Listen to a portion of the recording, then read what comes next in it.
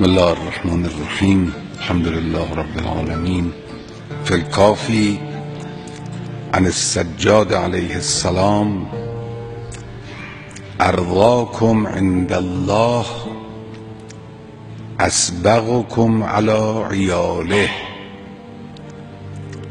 بعضی بودند در زمان ما هم کم از این قبیل هستند، ولی هستند کسانی که پولی دارند، تمکنی دارند، منتها بر خانواده خود سخت میگیرند.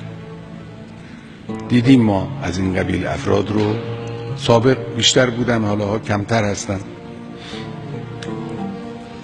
نه اینکه در ضیق معیشت باشه، نه، توانایی هم داره، منتها بر خانواده خودش، بر عیال خودش، همسر و فرزندان خودش سخت میگیره. در لباسشون، در غذاشون، در وسایل آسایششون، در تجملات مباحشون سختگیری میکنه. این مبغوض است عند الله.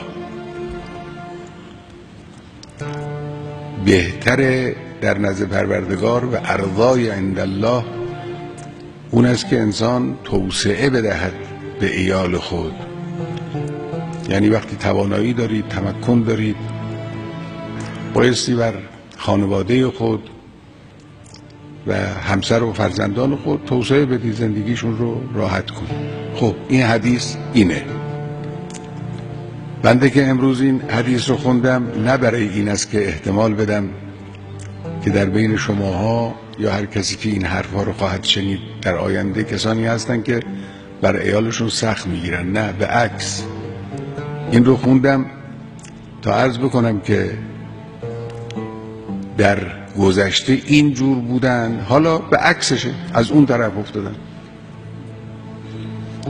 کسانی هرچی گیر میارند صرف تجملات خانوادگی میشه که اینه که از این فرهنگ‌های بسیار بد و بسیار خطرناک در جامعه ما.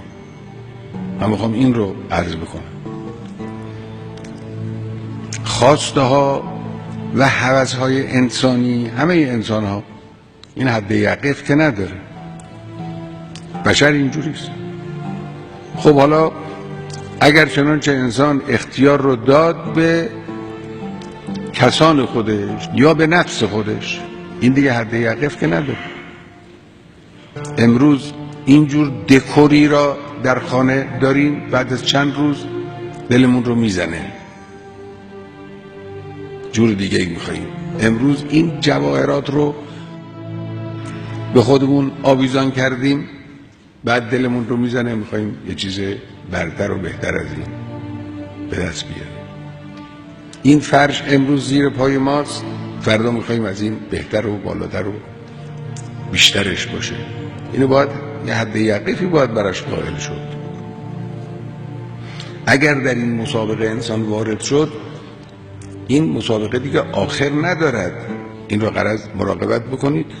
پس اسبغکم علی عیاله یک طرف قضیه است که اون چی که دارد اسباغ کند، یعنی در اختیار و به شکل فراوانی در اختیار خانوادهش قرار بده، کسانی که تحت تکفل او هستن. این طرف خوبشه. اون طرفش هم اسراف در این زمینه و زیاده روی در این کاره.